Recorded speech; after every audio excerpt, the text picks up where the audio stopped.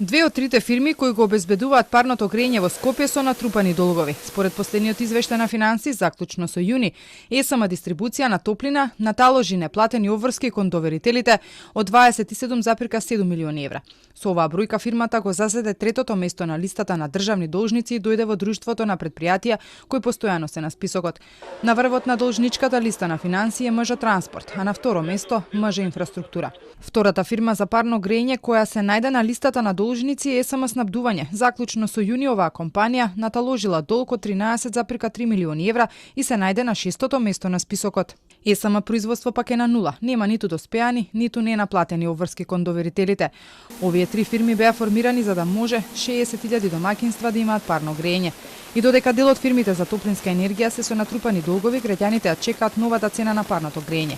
Одлуката требаше да се донесе до крајот на јули, но поради тоа што РКЕ овој пат доби досега најкомплицирани барања, реши да ја одложи. Потешкоти се јавија затоа што имаше промена во компанијата за топлинска енергија, но има и долгови меѓу фирмите и владата кои треба да се подмират. Дали за колку би поскапело парното грење ќе се знае во септември.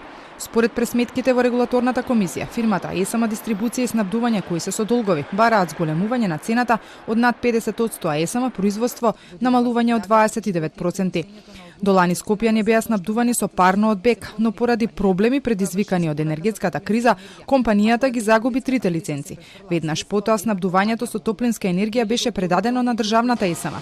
За да може да менаџира и со грејењето, ги формираше трите фирми за снабдување, дистрибуција и производство на топлина. Граѓаните склучуваа и нови договори со новиот снабдувач. Новата грејна сезона почнува на 15 октомври.